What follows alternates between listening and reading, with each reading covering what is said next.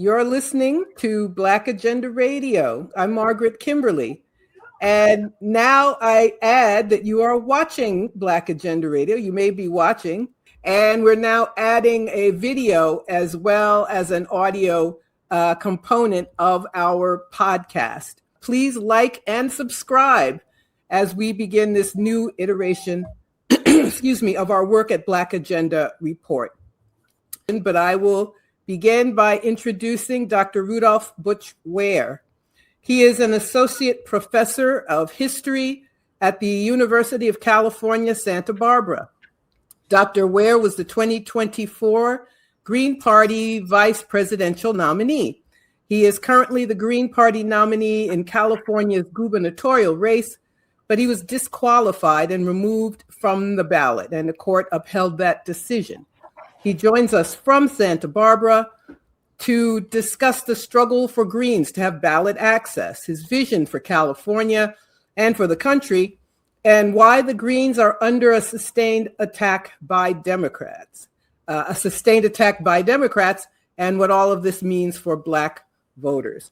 Welcome, Dr. Ware, and thank you for joining us on Black Agenda Radio on YouTube. It's an honor, a privilege, and a pleasure. Been a big fan for a long time, Margaret. So it's an honor. And I will just say, one thing with respect to the opening framing, they disqualified us from the ballot, but our federal case files today. So we and those ballots have not been mailed out. We are continuing to fight. And even if we're unsuccessful with the federal case to be reinstated to the ballot, we have we're asking for a preliminary injunction and a temporary restraining order.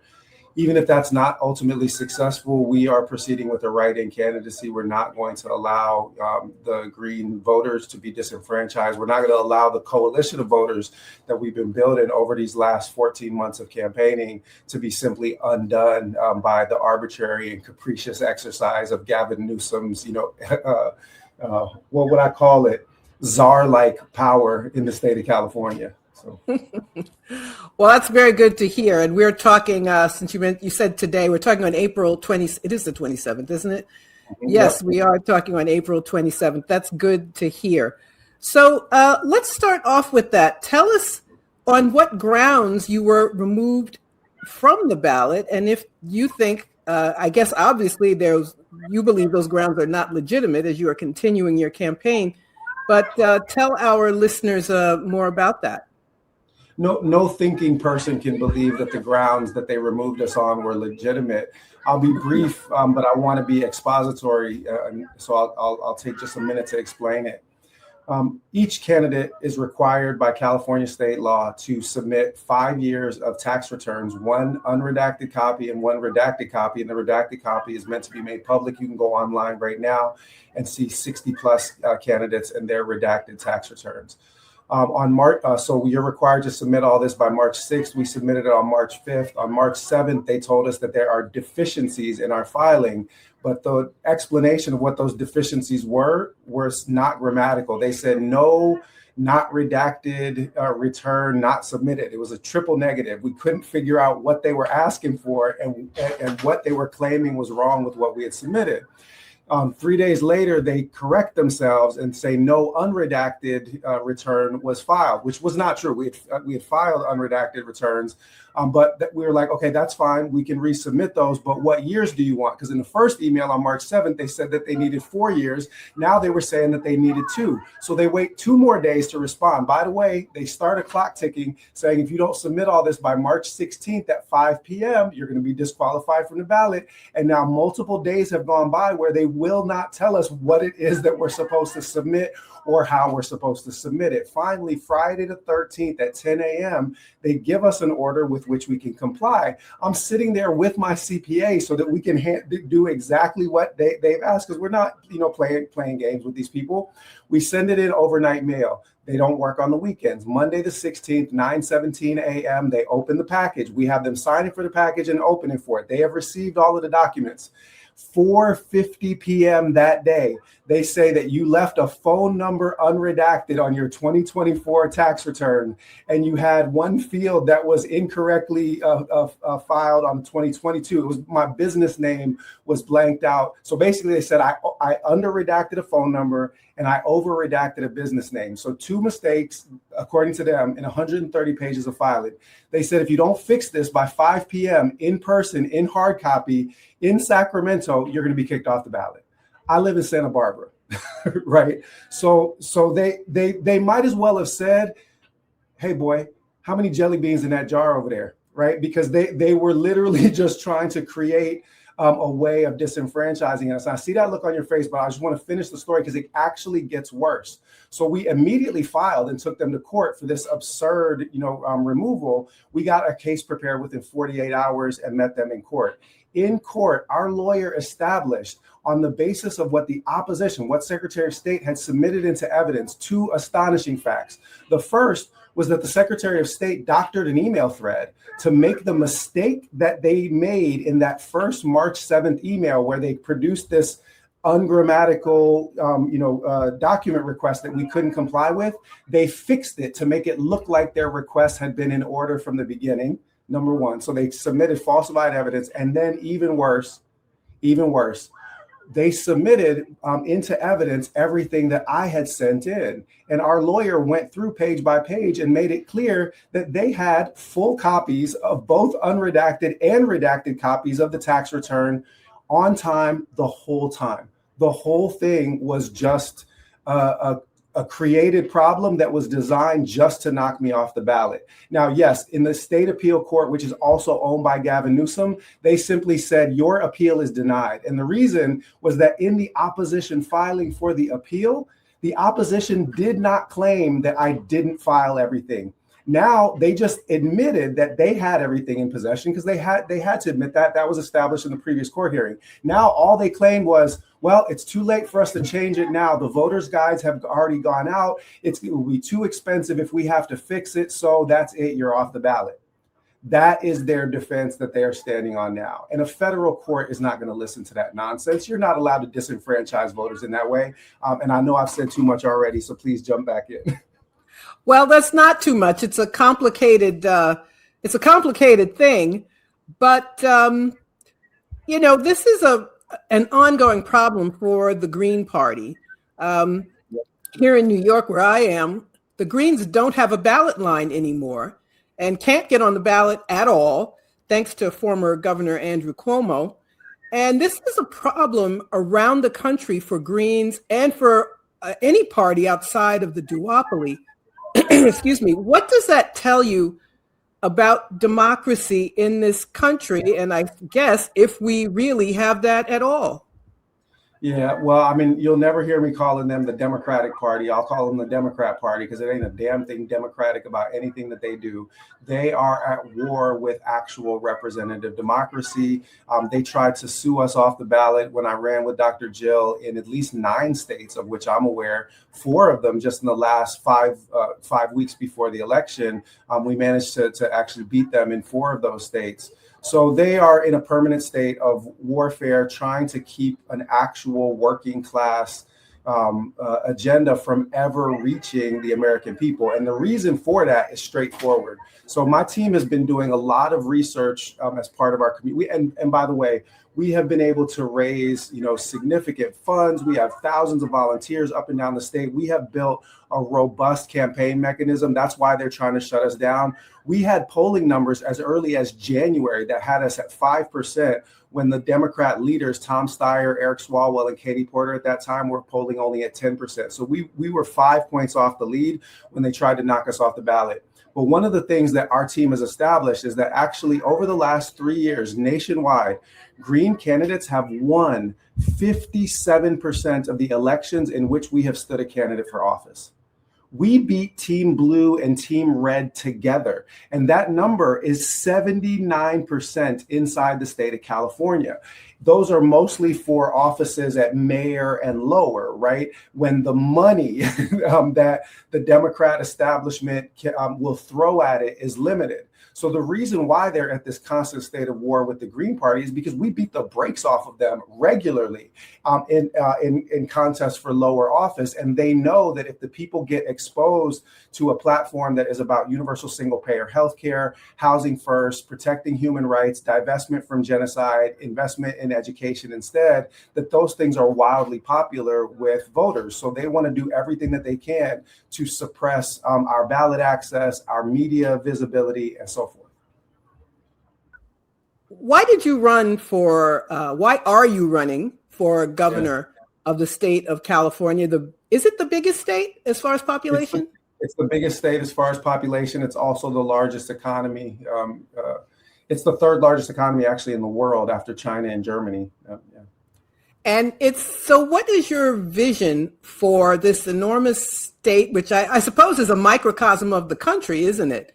It's very diverse as far as the demographics of its population, as you said, a large economy. And you looked at this and said, I want to be the governor of this place. Tell us why. The short answer to the question is that I think that this is the most impact that we can produce in destroying the duopoly in the midterm electoral cycle. California is a place that leans so far to the left that there are more registered independents than there are registered Republicans, and they have this jungle primary where only the top two candidates advance irrespective of party, which makes them extremely vulnerable to an attack from a true left candidate, right? So a big part of it was simply strategic. I live in the state of California.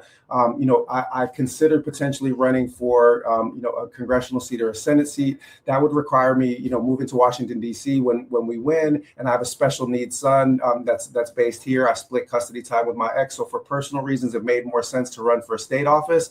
But for strategic reasons, this was the place that they're most vulnerable. And this is the reason why they're trying to knock me off the ballot, because it actually only will take about 1.2 million votes on June 2nd in order to finish in the top two in that jungle primary. It is a very divided field, and it has never taken more than 24% of the vote in order to emerge in the top two. And we know that a one-on-one matchup between me and a corporate Democrat is a matchup that they cannot survive, because they will not be able to use the lesser of two evils arguments. Oh, you're going to turn the state over to the Republicans, right? So it leaves them structurally exposed. And when they saw that I was just 5 points off the leading Democrat candidates, that's when they moved to knock me off of the ballot. With respect to what the vision for the state is, the vision for the state is that this is the first domino to fall in the freeing of the American people from the absurdities of American imperialism and capitalism and white supremacy. The American people are fed up with having our tax dollars being used to incinerate children in tents in Palestine or to blow up girls' schools in Iran.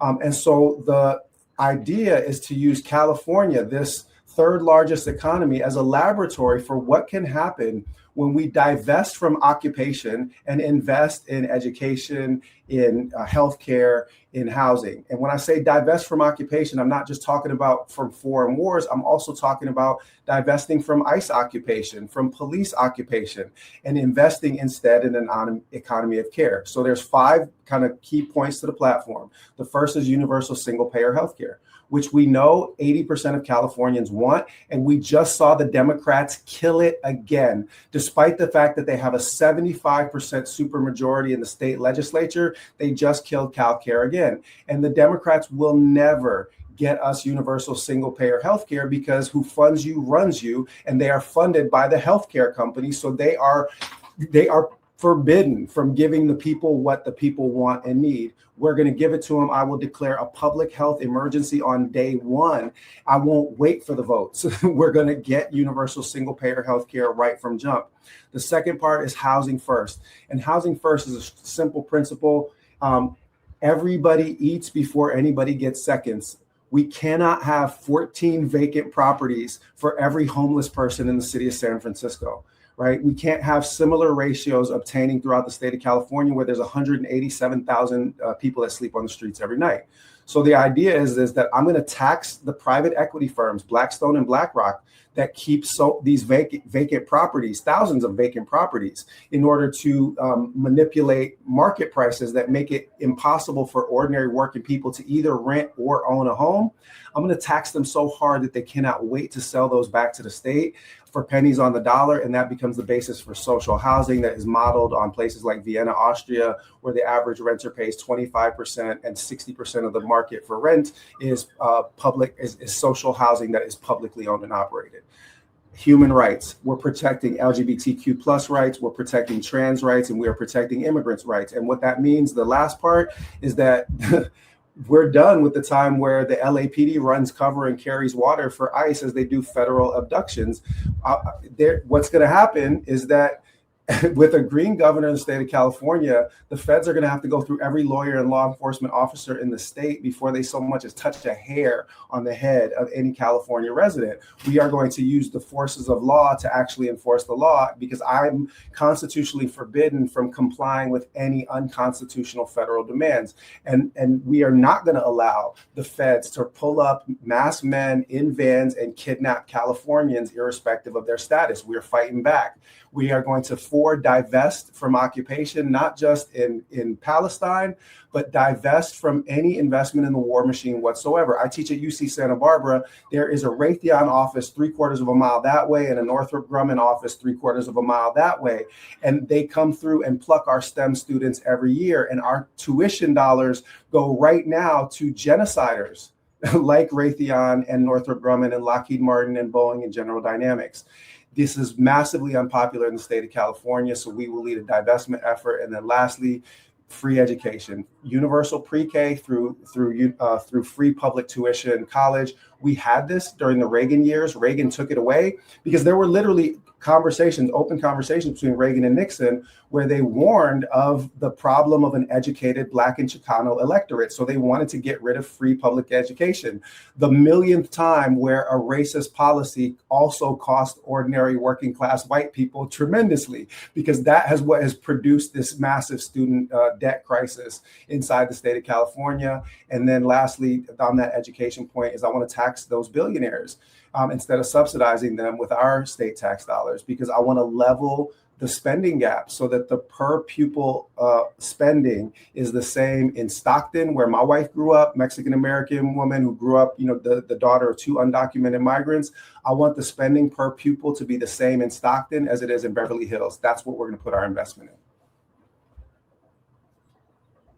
And we have to talk about Black politics, not Black politicians, but Black politics, the politics that most Black people want to see, but don't see.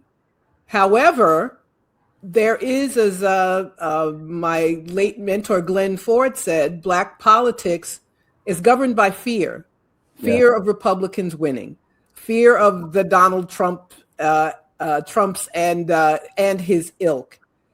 And while Black people are not satisfied with this system, as you said, where whoever funds you runs you, and people vote for Democrats who get in and still don't do what they want. What is this? There's a conundrum with Black politics then within this control by the duopoly. How do we begin to break that? Yeah.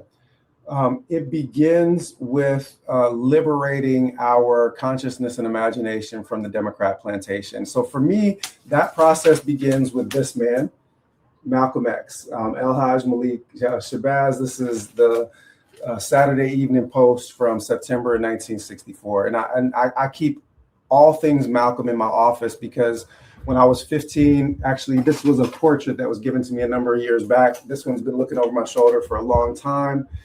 So I converted to Islam. You see all of the Quran verses and such around my office. I converted to Islam when I was 15 years old, the day after I read the autobiography of Malcolm X.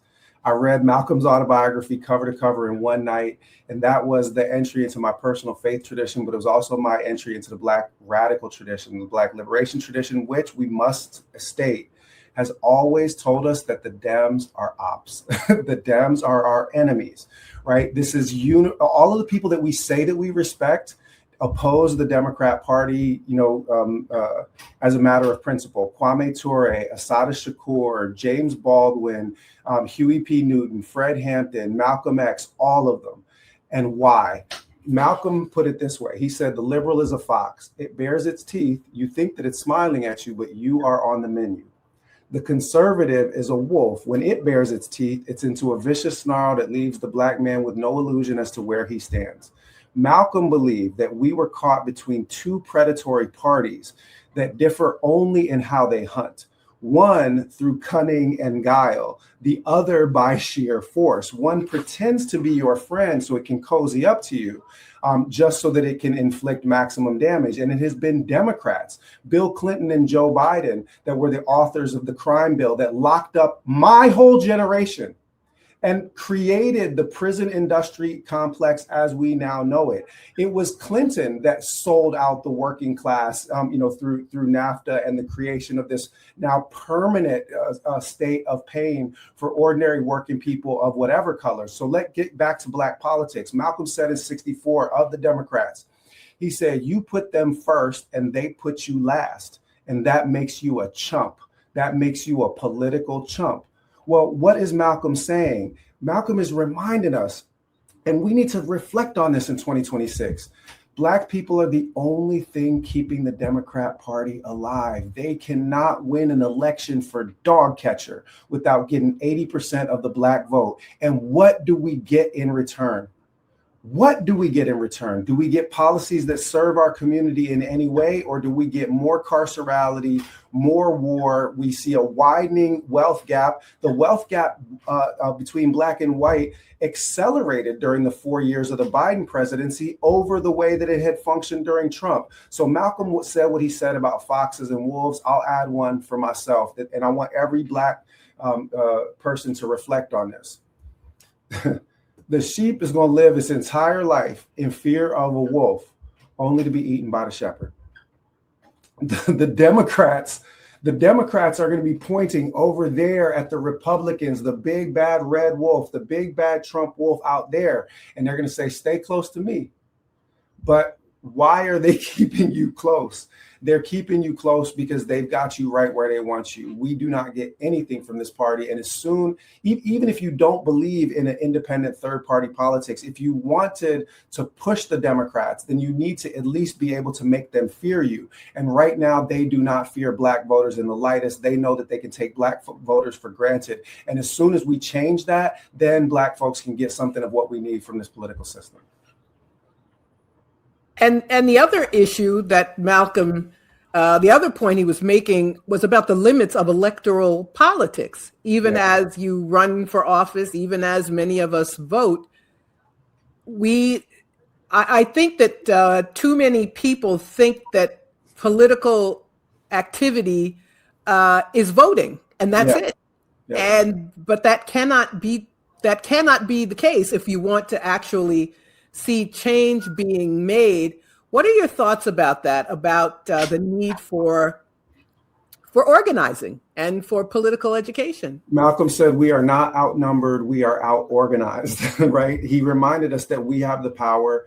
The Panthers, so Huey P. Newton in Revolutionary Suicide, which he published in 1973, he reminded folks that the Panthers were founded because of the inspiration of Malcolm. Malcolm was assassinated in '65, and he said, Huey said Bobby Seale had collected everything that Malcolm had written or published in Muhammad Speaks or Final Call in any of those places. And he said that we do not claim we did what Malcolm would have done, but we say that the spirit of Malcolm was with us. So why am I citing that now? Because the Panthers built the most dangerous political organization in American history by focusing on mutual aid, direct action, and then electoral power in that order of significance. And if you go to butchwareforgov.com, which is my campaign website, we say it's mutual aid plus direct action plus electoral power in that order of importance.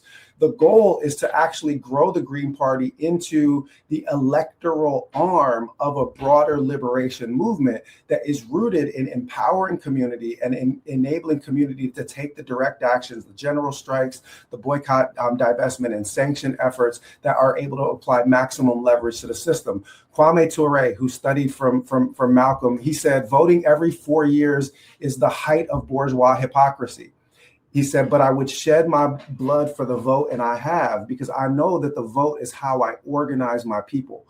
So when conceived properly, building electoral power is part of a broader revolutionary cocktail, part of a broader Black liberation cocktail. And the last thing that I'll say about that, though, is that while I do not believe that electoral politics is the end-all, be-all of Black liberation, and I know that it cannot be, Malcolm was adamant about the fact that it was mandatory for us to participate in the system. In 1964, the Ballot of the Bullet, Malcolm said, I'm going to knock on every door in Harlem, and we are going to register every Black face behind every door. He said, we are going to say, show us your card. And whoever did not have the responsibility to register themselves, we will have words with them, and we might just move them out of town. These are his exact words. And then he finished. He said, it's going to be the ballot or the bullet. So when people imagine Malcolm, they think of a revolutionary armed, talking about by any means necessary. But by any means necessary means by all available means. And that includes cultivating electoral power. He considered it a mandatory arm, even if it was necessary but not sufficient. He said in that same speech, the Ballot of the Bullet, 1964, he said, the ballot is a weapon of war as effective or more effective than a bullet. So what I say to all of my Black folks that think that they're too revolutionary to get engaged in electoral politics, you ain't more revolutionary than Malcolm. I hate to break it to you, right? You ain't more revolutionary than Huey P. Newton, who ran for Congress not once but twice. You're not more revolutionary than Bobby Seale, who ran for mayor of Oakland in 1973. Black revolutionaries have understood that as long as you don't conceive of electoral power as an end unto itself or as sufficient for cultivating Black liberation, then it is actually a required tool that we must use, because we can use it to get the oppressor's knee off of our collective necks. We have about a minute left. I wanted to ask you, about this incident that happened 2 nights ago in Washington during the White House Correspondents' Dinner, an event that shows how corporate media are in bed with the state. But in any case, Trump was there, and apparently a shooter was there as well. A suspect is in custody. And it's all very strange to me. What are your thoughts in general about this? This, I feel like we have a country that is in a state of collapse of various kinds, economic, various states of collapse. And I think we see it in people who feel like they have to take these actions in order to end things that they are rightly concerned about and angry about. But we don't, at the same time, we don't know enough. We can't assume that what the media have said is accurate about this person who is in custody and has the presumption of innocence. But what are your thoughts about this? My first response, again, to go to Malcolm, is the media is the most powerful entity on earth.